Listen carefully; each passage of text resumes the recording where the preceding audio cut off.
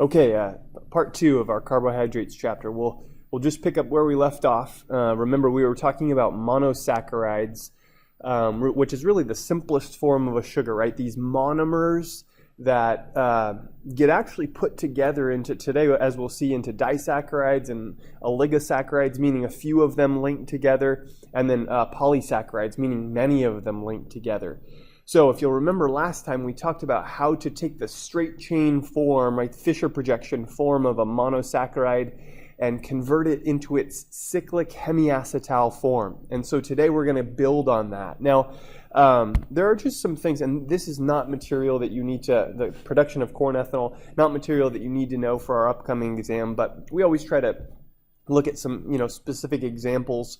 And this is one of those that is interesting, or it's been interesting to me. I've actually just messed around with making ethanol from different feedstocks, and it's kind of fun to do. As the idea being, you take something with sugar in it, and that sugar gets fermented by yeast, just like the way alcoholic beverages are made. But the idea here is that you concentrate that ethanol after the yeast make it, and then it could be used for fuel. And so you may know or may have seen, right, these biofuels filling stations where they'll advertise biodiesel or bioethanol. I saw one recently. I was over on the coast, and I saw in San Luis Obispo, close to I guess it was Cal Poly there, and they had a filling station that had I think it was.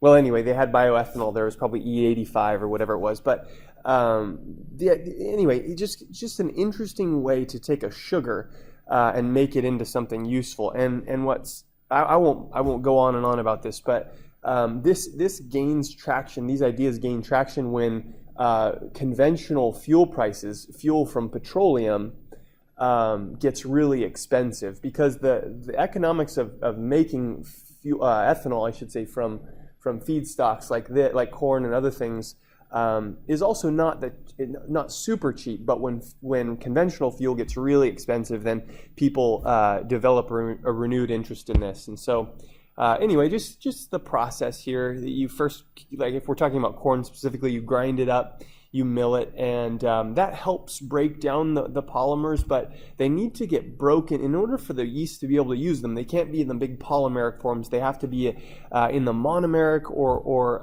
disaccharide form. Again, disaccharide is something we'll talk about today more. And then enzymes are added in many cases to continue to break down the polymeric forms, the starch forms of these sugars.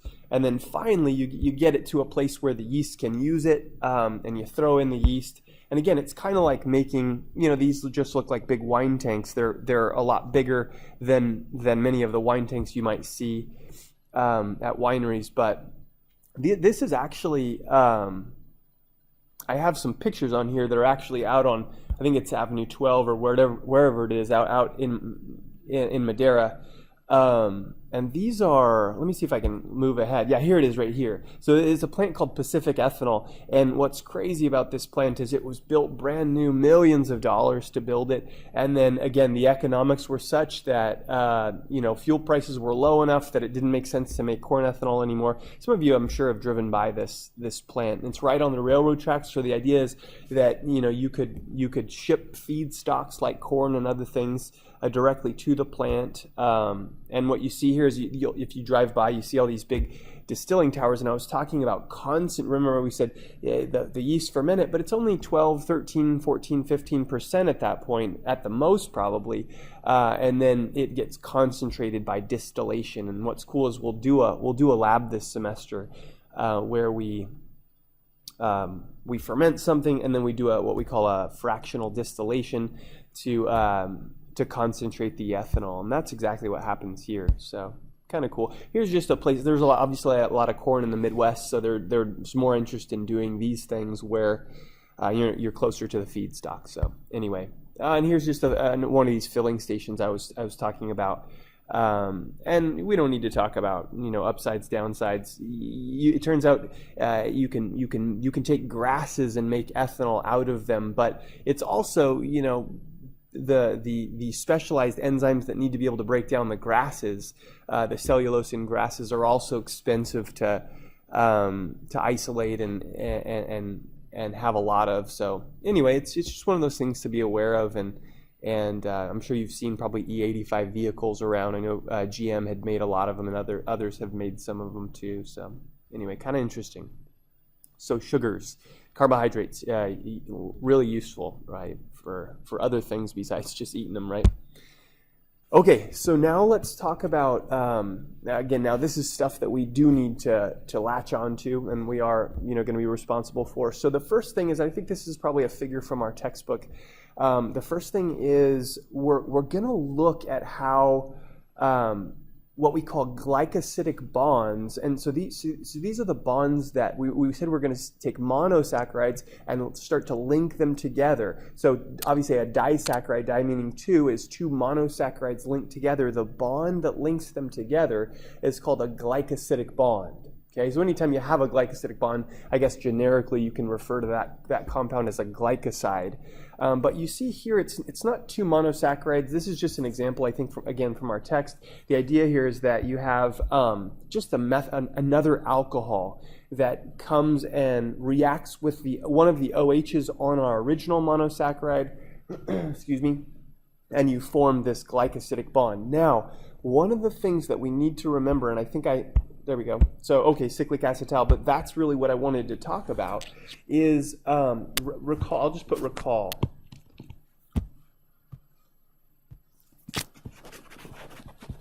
So remember, if you take, let's just say this, when a hemiacetal reacts with an additional alcohol,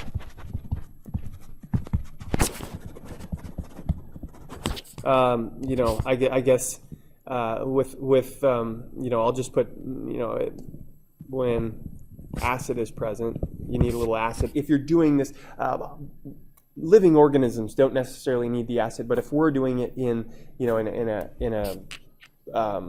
Erlenmeyer flask or whatever, we need to put a little acid in there. So I'll just put when acid is present, because this is what we've talked about before. Okay, let's see, when a hemiacetal reacts with an additional alcohol, the result is the formation or synthesis. So is the formation of an acetal. So hemiacetal plus alcohol goes to acetal. So just a reminder, I guess we could do this generically, right? OH-OR for hemiacetal, and then this could be an H or another R group. It doesn't really matter. Let's just call it an H. And then we've got our OH and an OR. Again, this characterized, remember, a half or a hemiacetal. And then we have our second, let's just get a different color here. Our incoming alcohol, right? So hemiacetal plus alcohol goes to, with a little bit of H plus, right? There's our acid, right? H2SO4 or whatever. I'll just put acid here. What we end up with here is now our OR, our H, and another OR. I'll just put it in green since it would be in green based on what we did there. And of course, plus, I guess, plus our, plus water in this case. I was just trying to get the I'll just put HO, and then I'll put the other H in green here, just to try to be as clear as we can there. So, but this then is the thing that we're kind of focused in on now. It's our acetal. And this again is review from our alcohols chapter. But the reason we're coming back to this is when we form a disaccharide. So the disaccharide itself really constitutes the formation of an acetal. So if we're thinking about this in context, we would say, and I think we have examples here. Yeah. So here are some examples. We'll look at these in detail here. But if we're saying, okay, the hemiacetal is our, and let me say this. Okay, so let me just write a quick statement out, and then we'll look at some examples. But so again, we're focusing on disaccharides. So let's just say disaccharides here. That's the context of our discussion, and we're going to say, we'll just say disaccharides are formed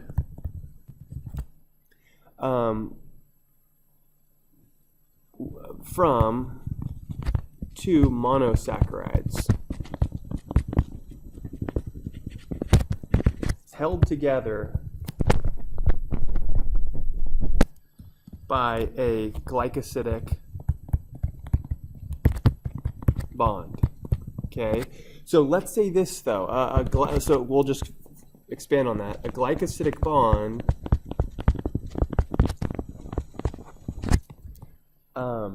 is formed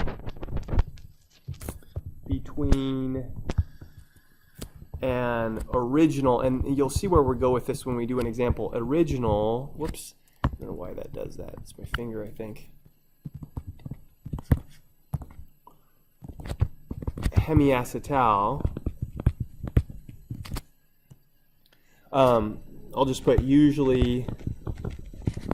Remember, hemiacetals are monosaccharides, so usually the monosaccharide,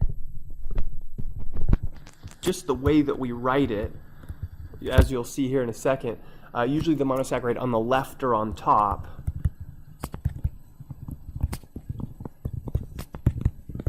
Okay, close parentheses, and the OH group of a second monosaccharide. So, and the OH group of a second, or sometimes we call this the incoming, so I'll just say second or incoming monosaccharide. And this is usually the one on the right or below the original saccharide.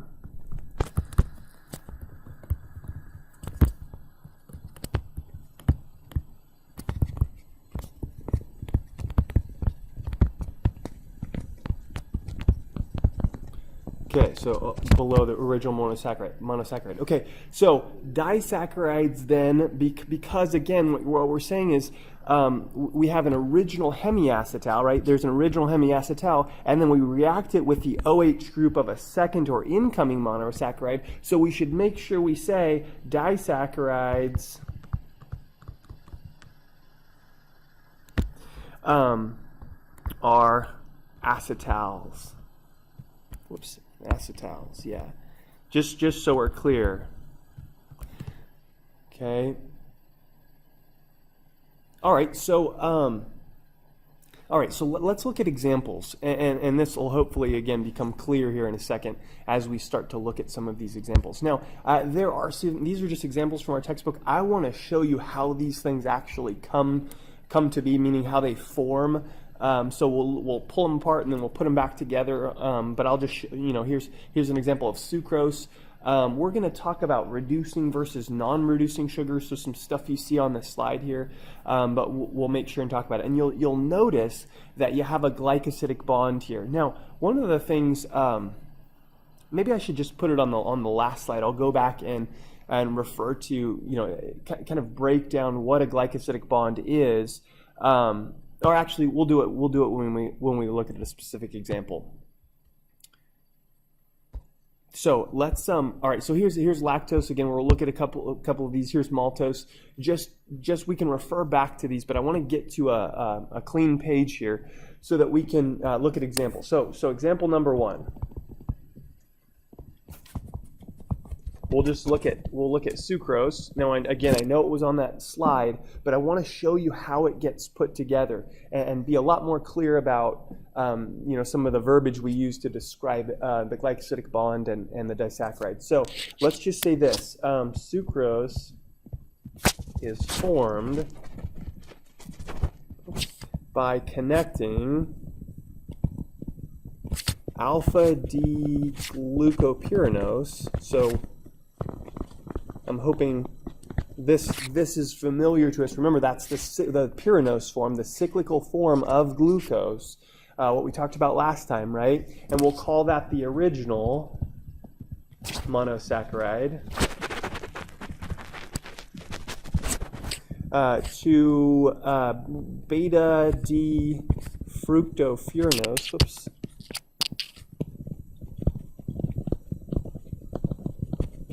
via an alpha 1,2 glycosidic, that should make that alpha a little nicer, alpha 1,2 glycosidic bond. Okay, now before we do this one, I said we need to talk about the glycosidic bond a little bit more. So here's kind of a maybe here's kind of like an aside here. Okay, so glycosidic bonds, this could have gone on that last slide where we were talking about glycosidic bonds, but I don't know if there was room anywhere. So glycosidic bonds are designated with an alpha or beta and two numbers. Whoops. Okay, so here's the deal. The alpha or beta refers to the orientation of the anomeric carbon, something we talked about last time, anomeric carbon of the original, that's really important, of the original monosaccharide. Again, I will point this out as we draw this, and the two numbers refer to the two carbons that are linked together, bonded together on each monosaccharide.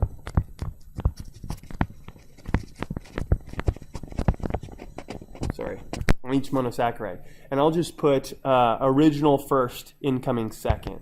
Sorry, it's getting...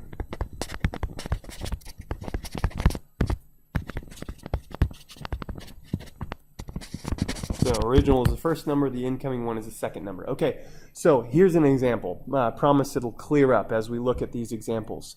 So we said we described sucrose up there. So it looks like we're forming alpha D-glucopyranose. Excuse me. We're starting with alpha D-glucopyranose, and we're adding to it a second or incoming monosaccharide, beta D-fructofuranose. So we won't do this for all of them, but why don't we go ahead and just remind ourselves, right? If we so that's a little bit too high there. I just want to have enough room. Why don't we go ahead and remind ourselves how we form these cyclic ones? This is like a reminder from last time, right? Here's, let's see, OH. I'm just trying to remember. Here's D. Come on now. Here's D-glucose. H, OH, H, CH2, OH. Okay, so there's D-glucose.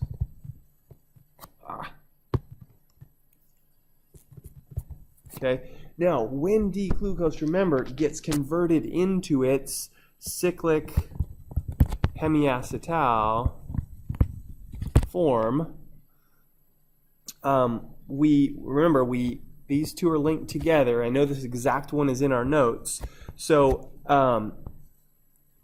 here we are, right? I'm going to draw my pyranose, my six-membered ring, Haworth projection, and put everything where it goes. And remember, I want to be clear here, alpha D-glucopyranose when we're talking about sucrose. So remember, alpha means across. This OH on the anomeric carbon is across the ring from the CH2OH. So there's some hydrogens, and then I guess down, in this case up, down for the OHs, and then I'll put the hydrogens everywhere. And there we are. Okay, so cyclic hemiacetal form. Notice we have alpha D, now glucopyranose. And remember, the D was telling us where to put this CH2OH originally above the plane of the ring. So there we are. Okay, now we want to also draw out our second monosaccharide. So let's see if I can remember CH2OH. I'm just going to try to draw fructose here. Let's see, 1, 2, 3, 4, CH2OH.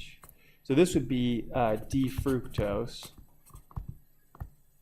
And then OH, gosh, that's a little long there. OH, let's see, OH, I believe, H. Okay, so there's D-fructose. Now, remember, D-fructose, the cyclic hemiacetal form, again, something that's in our notes already. I was just trying to do a little review here. If we're thinking about putting it into its cyclic hemiacetal form, again, it's D, so this CH2OH goes up, and I'm going to eventually have this as the beta version, right, of not alpha but beta. So this OH group that's on carbon number actually 2 in this case, whoops, something happened there, is gonna be pointed up. Remember, beta, same side as the CH2OH, and that's actually a CH2OH. Remember, that's carbon number 1, right? So this is actually 2, and this is 2, right? I'm just trying to remind you that the ketoses are a little different. The anomeric carbon is carbon number 2 oftentimes. And then let me I'm getting distracted here. Let me put everything else where it goes. This one would be down. Up, down. Oh yeah, this is an H, sorry. There, and then H, and then H. Okay, so 3 and 4, up, down. Okay, so that looks good to me. So we have now beta D fructofuranose.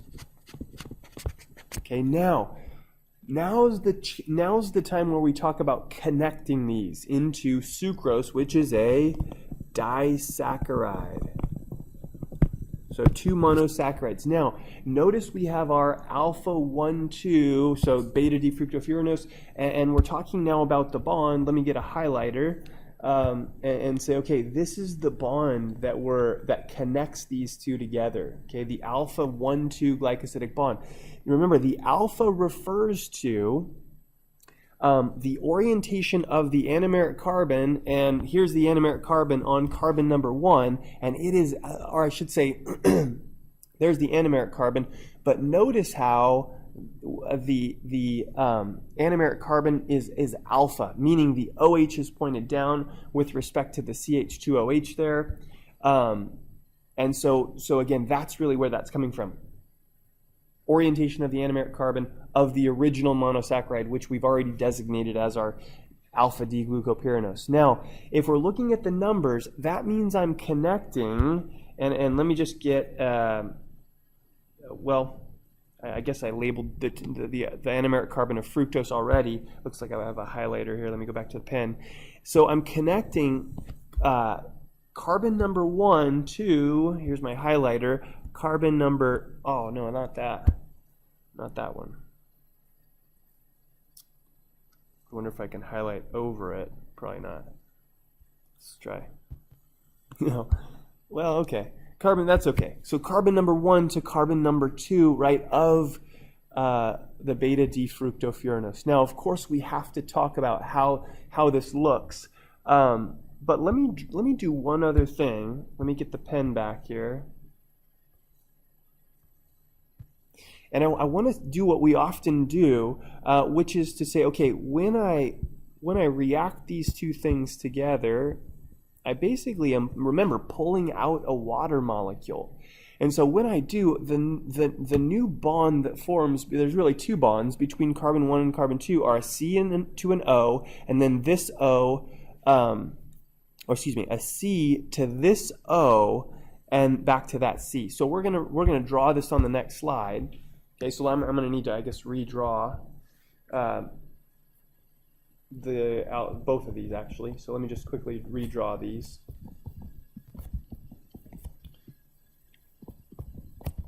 Give me a sec here. We'll just try to let's see, down, I think, up, and H and OH. So this is again alpha. Okay, so then I'm going to draw. I'm just going to redraw and then continue with the disaccharide, just so that again we're clear about what's happening. So we have our, should be up, OH, CH2OH, because it's beta, right? And this was CH2OH. And then it should be, I think this was down and this was up. Okay, so we're saying now we're pulling a water molecule out of this, right? This water molecule, pulling that out, and then the new disaccharide, here we go, that forms is sucrose. So it's going to look a lot the same. It's just that, oh, that's ugly. It's just that now we're going to actually have our glycosidic bond, and I'm going to make it a little, try to make it straight. I'm going to make it a little elongated. It's not, this long in reality. I just want us to be able to see what we're dealing with here. Okay, well, I should have put an H there. Just make sure I have everything where it needs to go. So I'm just redrawing everything else, right? Besides the glycosidic bond, everything else just stays where it is. And almost there.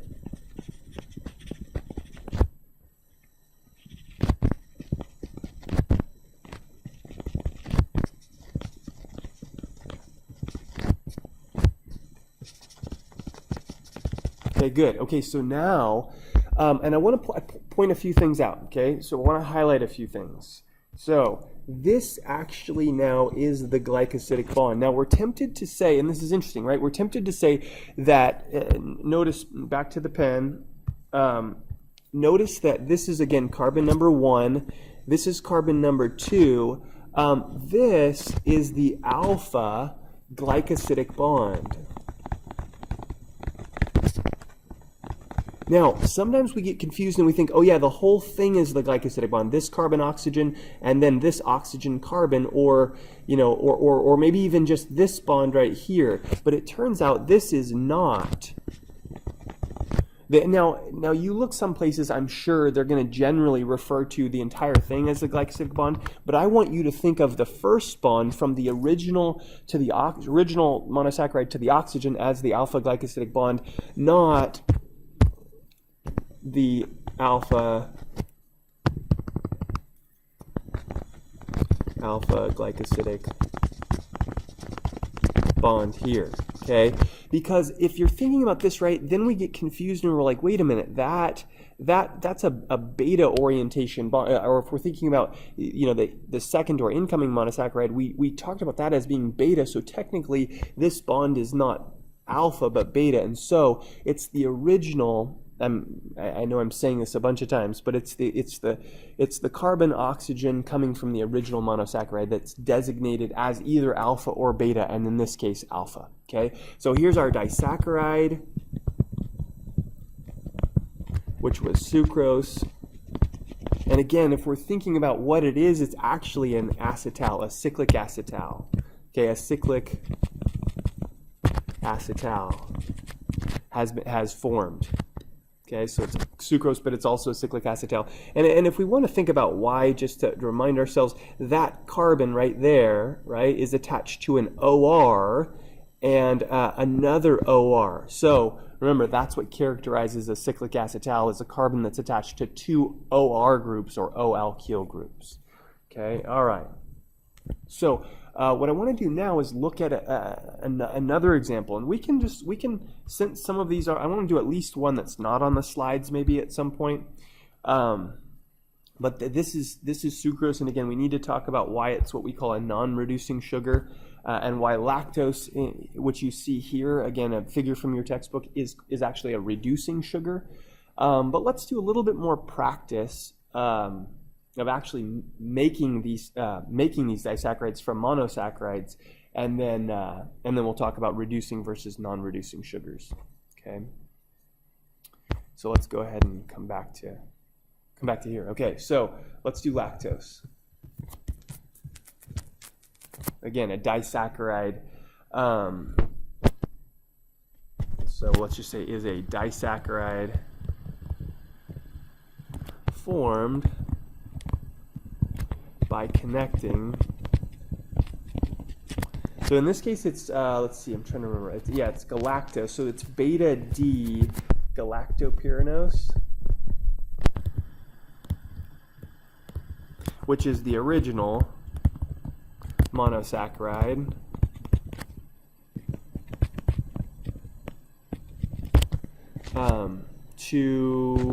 It's a glucose, so it's a beta D glucopyranose. Oops, that would be glucopyranose. Via a beta. In this case, it's beta 1,4. So it's not alpha 1,2. It's a totally different type of glycosidic bond. Beta 1,4 glycosidic bond. Okay. Okay. So I'm not going to do. So I'm just going to actually write out, best I can remember them, the monosaccharides. And then we'll show how they come together. I'm not going to, I should say the cyclic hemiacetal versions. I'm not going to go from open chain to cyclic, kind of like we did with the last example, because again, we've practiced that quite a bit by now. And so I'll just write out the cyclic versions and then show kind of how they come together. Okay, so let's see. So let's start with the original one, which again is often the one we draw on the left or on top or whatever. Sometimes not on top, but it's certainly to the left in that case. But okay, Ch2OH, H, OH, H should be up here, down there. And again, this is beta. So let's see, I guess this OH has got to be here, right? So this would be beta D galactopyranose.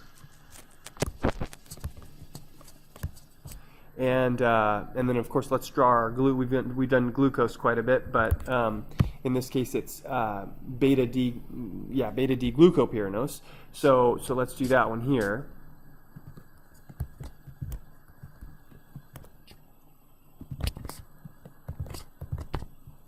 So I guess again beta, so CH2OH, and then our OH, right? Same side, H, H, and this should be down, down,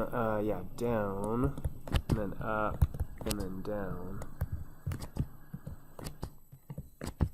Okay, so this one is beta. Sorry, I got it kind of the other one kind of big. Beta D glucopyranose.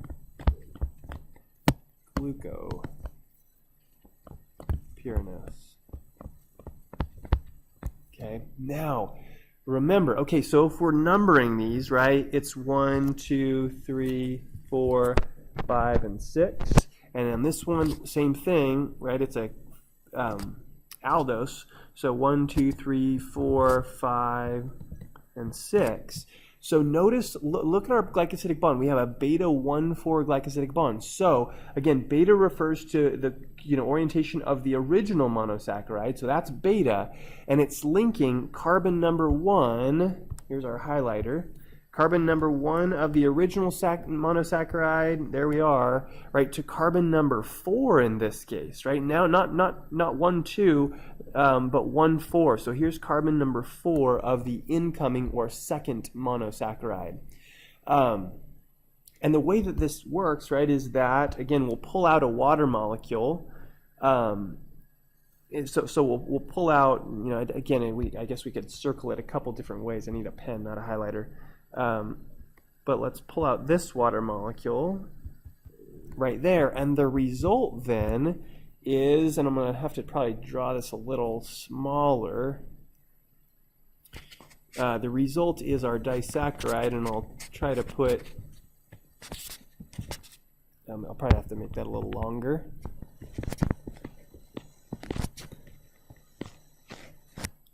Yeah, that's kind of crappy. Sorry.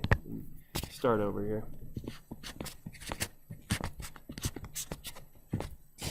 Not much better, but okay. So CH2OH, OH. So everything else, remember, just goes where it goes, based on what we drew originally.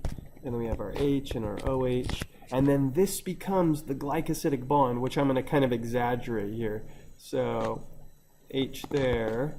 And then we're going to have an O, and then remember, this is going to be, we're going to link to carbon number 4 of our second or incoming monosaccharide, which was the glucose.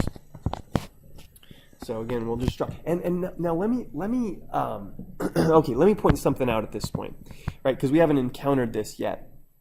It was the anomeric carbons that were bound together last time. So it turns out that we're okay. So the second one is designated as beta D-glucopyranose. So that's all fine and well. But if you weren't told that the second one was alpha or beta, and it wasn't linked to the original one via the via the anomeric carbon, that anomeric carbon could really be alpha or beta. Meaning the OH could be up or down. Remember, these things can open up and they can close. And this is kind of an important point of discussion, but we were told that it was beta. So this is CH2OH, and this is OH, and this is H, and then it should be down, up, right? Down, up, that's OH, and then H is everywhere else. Yeah, make sure I got everything. Okay, now again, there's 2 carbon-oxygen bonds here, but only one of them is designated as the alpha glycosidic, not alpha, but as the glycosidic bond, and in this case it is a beta, not alpha, glycosidic bond. And it's an this one I should have said up here alpha 1 comma 2 just as a reminder, and this one is beta 1 comma 4 again because this is carbon number 1 of the original, and this is not 2 but 4, carbon 4 of the second or incoming monosaccharide. So again, if we're getting our highlighter, not the black one. So I'm going to redraw that really quickly. Now I wanted my highlighter. There it is right there. There's our glycosidic bond. Okay. All right, let's do this. Let me go back to the pen real quick. Let's do an example. So let's jump back here. To lactose. So notice, you have lactose here as well. You can refer back to this picture if you like that picture. Still need to discuss reducing and non-reducing sugars, but let's do one more example. You have one more in your slides here. I'm going to let you look at that one. In fact, this is another good one to practice. You can see what maltose is linked together. It's 2 units of D-glucopyranose, and you're told that it's an alpha 1,4 glycosidic bond. So that's a great one for you to practice on your own, and I'm sure you'll have more in your homework as well. But let's do one that's not in the slides. And I want to point one other thing out. So let's do isomaltose. So there are other, besides these 3, these are 3 really common monosaccharides, the ones that are, disaccharides, the ones that are in your textbook that are also in these slides. But there are also others, and some are fairly common, some not as common. But let's do this example, isomaltose. And I'll describe it like I did the others, and then we'll do it. So let's do this. So it is formed by connecting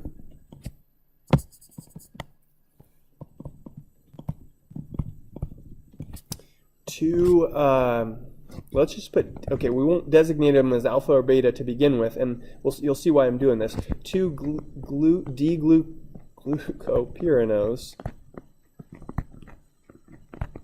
monosaccharides. So it's a disaccharide, right? Must be. Via an alpha 1,6 glycosidic bond. Okay, so via an alpha 1. Okay, so the reason I was kind of intentionally vague about that is, well, I'll show you why. So let's first draw out 2-D-glucopyranose molecules. And again, glucose is a really common one. We've done this one a lot, right? So let me just draw it out. CH2OH. And I'll wait to put that OH up or down. The one on the anomeric carbon, I should say. And this is down, up, down. H is everywhere else. And I'm gonna draw another one here. Okay. I'm gonna draw another.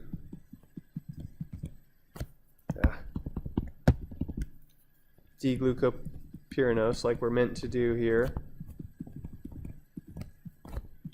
Same thing, CH2OH, down, up, down, H there, H here, and H here. Now, I have intentionally not added the OH and the H to the anomeric carbons because I want us to think this through. If you're ever given a situation where you aren't told whether the original and the incoming ones are alpha or beta, we've got to go to the glycosidic bond and so see if we can gain some information from that. And what you see is, okay, the glycosidic bond is alpha, which means if this is my original, right, it must be alpha D glucopyranose.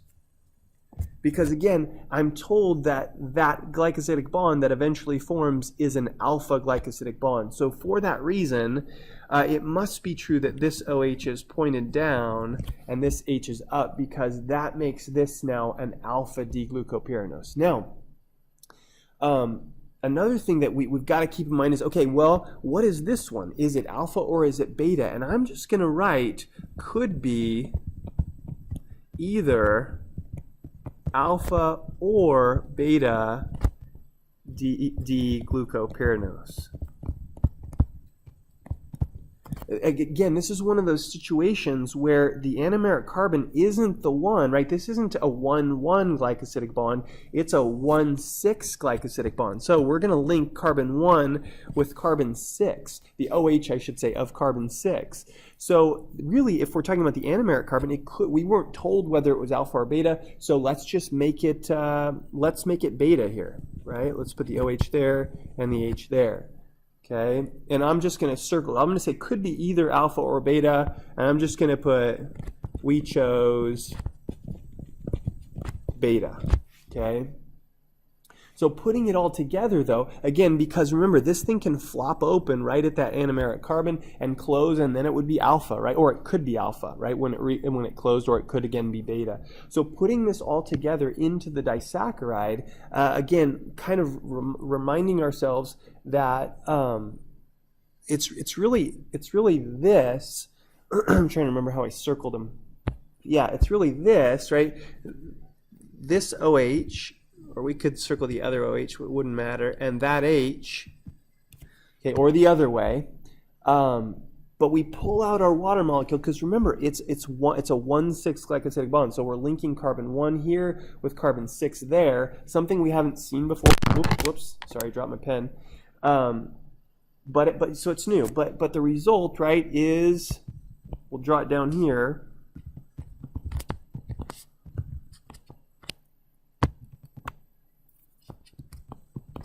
The result again is something that's a little bit new to us. So I'm just going to put O, and then I'll just write, oh, well, let's do this. So we got to put a CH2 in there, right? Yeah, that'll work. Somehow my pen got. Oh no, shoot. it's got to be on carbon 6, right? So that's like, I'm struggling here with this one, or with the drawing of the glycosidic bond. So let's do something like this, and let's say, yeah, that'll work.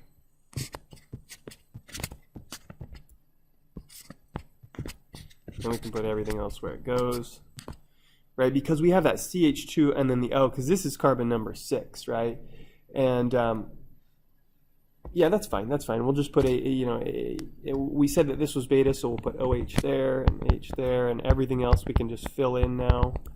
OH, H, H, and then this should be down, OH, H. So down, up, down, CH2, OH, H, H, H, and then H there. So again, I'm just going to highlight our glycosidic bond. I guess we could have written a CH2 there, but we know that bend there, right? We're familiar enough with this that we know that that's a CH2, excuse me. So highlighter, there's our glycosidic bond.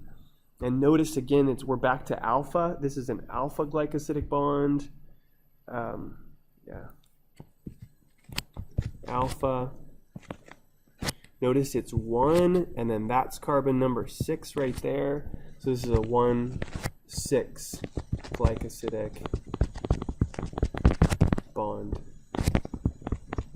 And the whole thing is called, it's a disaccharide called isomaltose.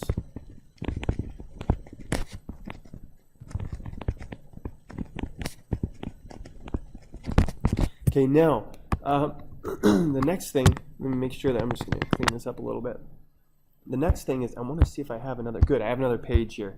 Let me go back and just kind of thumb through these disaccharide slides, the ones that you're shown here, and I want you to notice something, right? On these slides, these disaccharides are designated as what we call reducing or non-reducing sugars. So here's lactose, right? It's reducing, okay, and here's maltose. Okay, you see it's also reducing sugar. So the next thing we need to talk about is, okay, what is a reducing sugar? And so I don't know if you remember back to Chem 3A, but I'm just going to put recall a reducing agent. Remember, there's oxidizing agents and reducing agents, and they participate in redox reactions. So a reducing agent is itself oxidized, and it facilitates the reduction of the other thing, whatever it reacts with, but it's itself oxidized during, I'll just put during a redox reaction. Right, oxidation reduction reaction.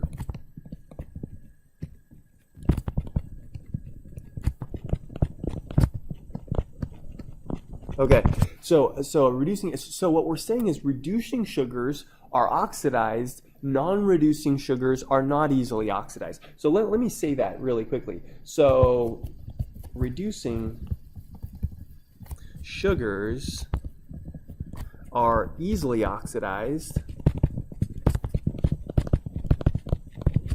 and non-reducing sugars are not. Okay. Now, the key to this is the anomeric carbon, if you're talking about monosaccharides or disaccharides or polysaccharides, is the anomeric carbon, can it open up? Because the idea is it's the straight chain form of a particular sugar that is easily oxidized. So if you'll remember, so let's just give an example. Okay, here's the straight chain or open chain form of D-glucose. Again, we've drawn this a number of times now, so let's just quickly kind of rapid fire draw it out. again, as a reminder, you will have access to these, so you don't need to be able to just rapid fire draw it out. I mean, it's good. You know, it might be good if you're familiar with these, but you get these right on a handout. So anyway, that's D-glucose. Now let's just say plus an oxidizing agent. Okay, now the sugar itself would be the reducing agent, so plus something that oxidizes it. And I just want to remind you, what happens, you know, this is my question for you, is what happens when an aldehyde is oxidized? You might remember, I'm hoping you'll remember, that aldehydes are oxidized to carboxylic acids. So the result here would just be 1, 2, 3, 4, CH2OH, OH,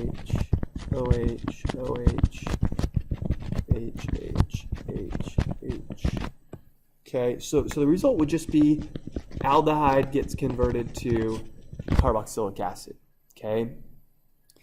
Now, okay, so now you might be thinking, okay, well, we have aldehydes, plenty of them, right? So polyhydroxyaldehydes, monosaccharides, many of them are aldehydes.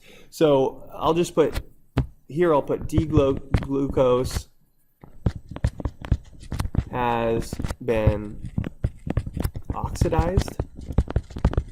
So this over here, D-glucose, was a reducing sugar. Okay, I know I'm bouncing back and forth. I meant to just continue that thought, but I thought that might be helpful if I mention that. Okay, so D-glucose is a reducing sugar. Now, it turns out that all monosaccharides are reducing sugars. Now, you might be thinking to yourself, well, wait a minute, some monosaccharides are not aldoses, but ketoses, right? In fact, a lot of them are ketoses. We talked about the fact that ketones aren't easily oxidized, right? But what's interesting about ketals is they can actually, they're open chain form, they can isomerize, and we don't need to go into that. They can form a different constitutional isomer essentially, and that form of the ketal can get oxidized. So all that, you don't need to know that. What I do want you to know is that all monosaccharides, like D-glucose, all monosaccharides are reducing sugars. But only some disaccharides and polysaccharides are reducing sugars. Some are non-reducing sugars.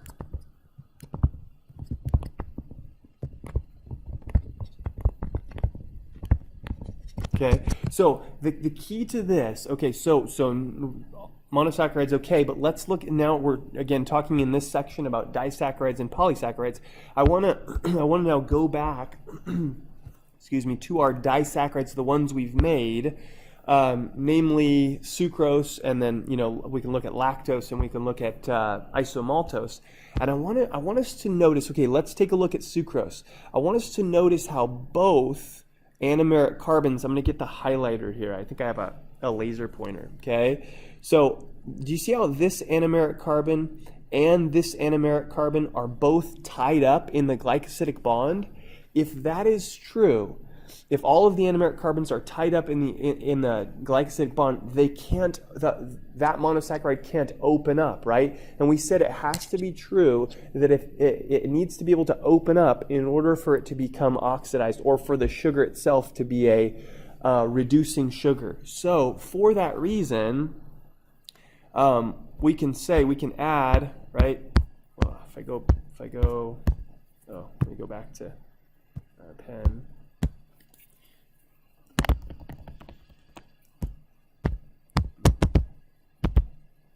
I want to be able to, okay, there we are. We can say, okay, well, I almost want to make a new, I don't know why this is, Yeah. I almost want to grab a new, let's see if I can grab a new one of these, copy, and then paste it down here. Yeah, let's do this. Let's say sucrose, this is just kind of continued.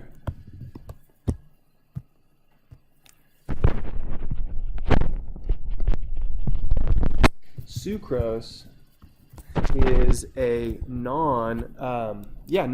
must be non-reducing sugar, right?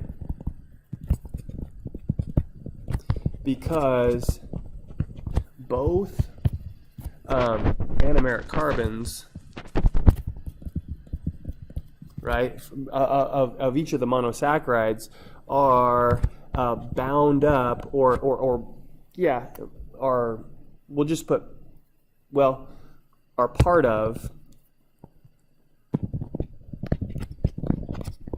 the glycosidic bond. So neither monosaccharide can open up / become oxidized, right, to the carboxylic acid or whatever. Okay. Now, if we look back, and I don't know that we won't write that same exact statement out each time, but I want you to look with me now at lactose. Okay. Notice this. Here's our disaccharide, right? Let me get the laser pointer again. Whoops, not that. Here's the laser pointer. Okay. So we've formed. Whoops. Come on. Where's my laser pointer? That's not it. There it is. Okay, so here we are. So we formed our glycosidic bond. But notice, right, how this anomeric carbon of the original monosaccharide is part of the glycosidic bond. But this is our second monosaccharide. And it is not, so it's the beta-D-glucopyranose, right? And this anomeric carbon is free, which means that this monosaccharide can actually open up and be exposed to an oxidizing agent and itself become oxidized. So that makes this sugar, this entire disaccharide, is what we call now is now a reducing sugar. I'm just going back to my pen here, making sure. Okay. So let's go back to here and let's say, okay, lactose is a reducing sugar, right? One of its monosaccharides can open up / become oxidized.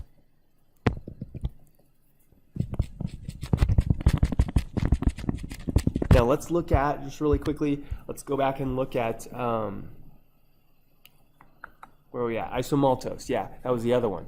And again, I think if we're and I don't think it'll be too bad, right? If we're looking now at this disaccharide here, and the idea is there's our glycosidic bond. Notice though that only the original monosaccharide again is part of that glycosidic bond. I should say its anomeric carbon is tied up in that glycosidic bond, but this anomeric carbon, right, of the second or incoming D-glucopyranose is free or available, which means it can open up and it could be exposed to an oxidizing agent and it could be oxidized. So for that reason, this entire disaccharide isomaltose is a reducing sugar. So back to the pen, isomaltose. Whoops, not that. Well, that's okay too, but let's go back here. So we would say then, as we continue, isomaltose is a reducing sugar. Right, same reason as above, lactose. Okay, Now, really the last section of this, and that's a big part of what I want us to be able to accomplish, right? So taking monosaccharides, actually being able to draw the disaccharides, figuring out what type of glycosidic bond we're talking about, and if we were going from disaccharide back to monosaccharide, I'm hoping that you'll practice this quite a bit because I want you to be able to draw that out. And dissect those disaccharides. Now, the last part of this is just kind of an interesting, factoid from our textbook. It's kind of cool. So there's so many physical properties that are strictly, I should say they have their origins or their basis in empirical stuff, meaning we can observe things in the lab that are related directly to physical properties. This is more of a subjective thing.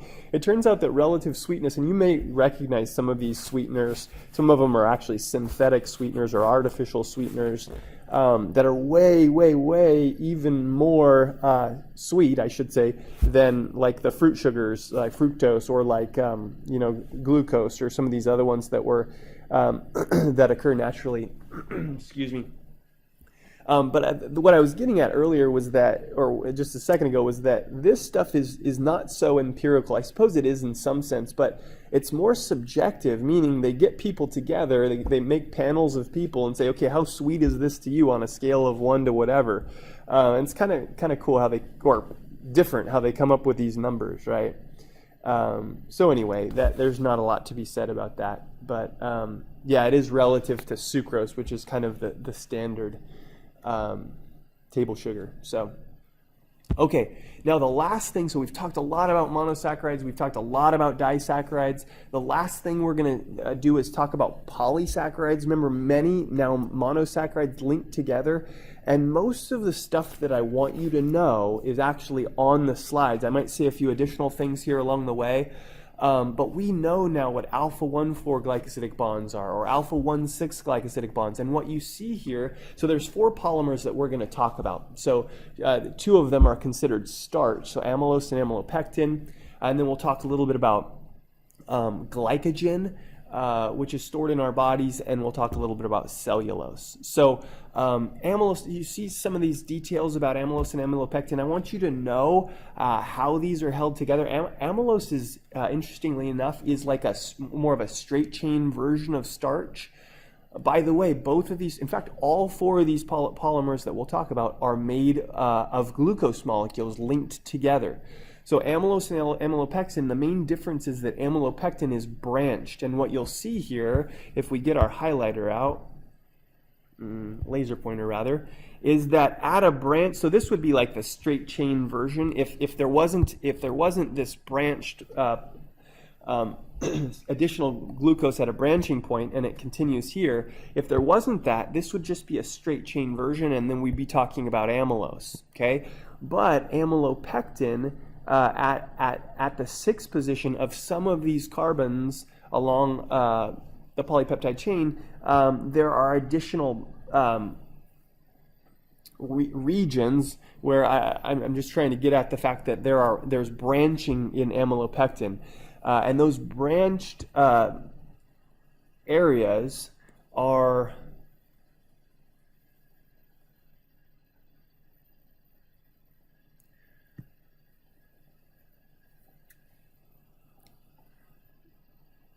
so when we're talking about amylose, we're really talking about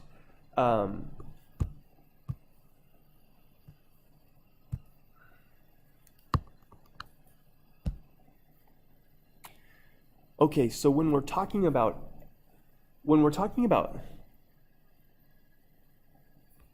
amylose, let me get a laser pointer here. It's really a straight chain version of starch. Again, glucose molecules that are held together by alpha-1,4 glycosidic bonds, and there aren't any branching points along the chain. Okay, so it would just be this. But when you see that, when starch, I should say, is branched, that version of it is what we refer to as amylopectin, and those branching points are at really alpha-1,6 glycosidic bonds. So again, that's the main difference between the 2 different forms of starch. So if we're looking at, let me go back to the pen here so I can move over. Okay, so if we're looking at, come on, if we're looking at, these are cool, what we call scanning electron microscope images, SEM images of amylose and amylopectin. If you think about it, right, I think actually, I don't have these labeled, but I think probably these here, if I get a highlighter again, laser pointer, these here are a little bit more linear. They're probably amylose, I think, but I'm almost sure that these images are amylopectin, because if you think about it, right, a big branched molecule if we think about a bunch of them coming together, the linear ones would be able to kind of come together and pack together nicely, but the branched ones wouldn't, and so you'd have more of a globular arrangement. So anyway, again, just kind of that illustrates the difference between the two forms, even at the macro level. Okay. Now, when we jump over to our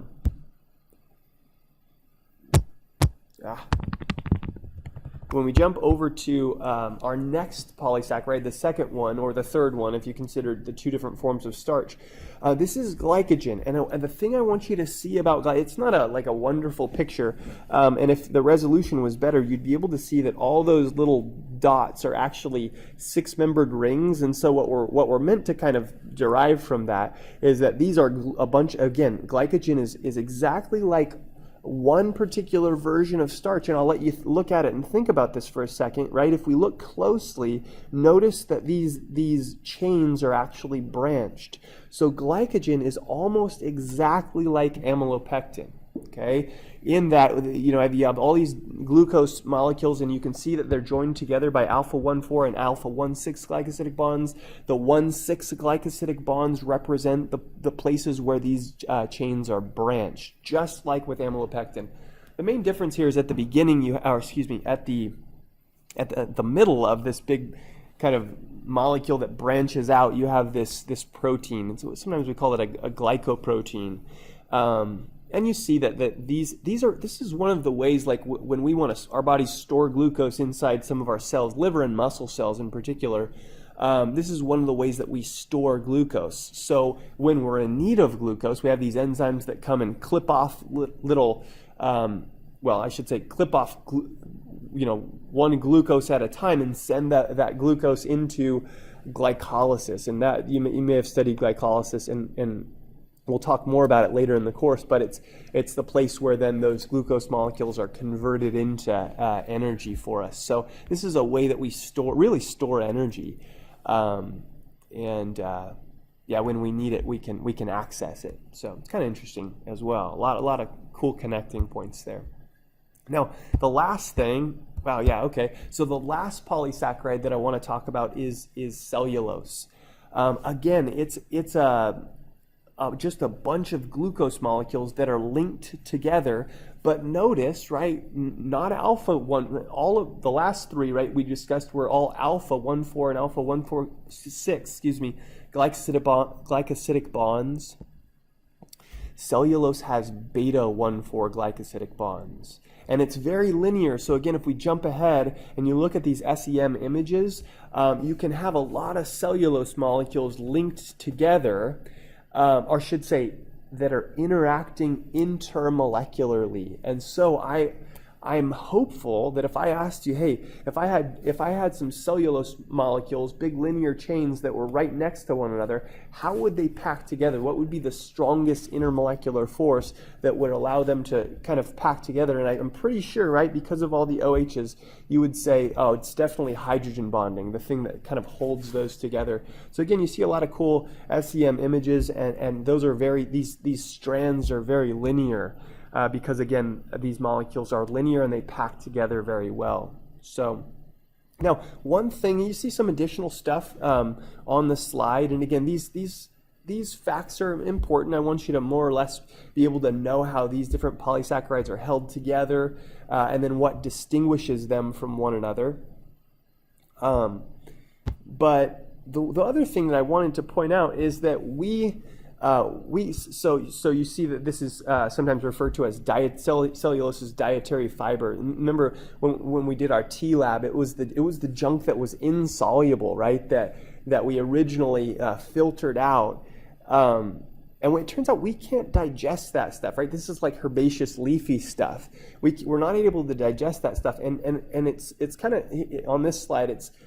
This is kind of broken down. We have enzymes that allow us to break up starch, right? We use that for energy, and glycogen, same thing. We discussed that. So we have what we call alpha glucosidases or glucosidases.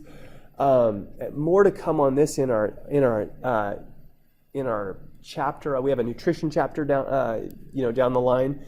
So we'll talk more in detail about digestion. But we have alpha glucosidases, so we can break down starch, we can break down glycogen, but we cannot break down cellulose. There are some microorganisms in particular that have those types of enzymes, the beta versions of these enzymes, and you see, of course, termites, right? They can break this stuff down, and they're really annoying for that reason, right? And also cows and horses. It's not so much them, but microorganisms in their stomachs, in their gut, that can do this as well. So anyway, just a lot of again, more interesting applications there. So all right, this concludes. I think this concludes our carbohydrates chapter.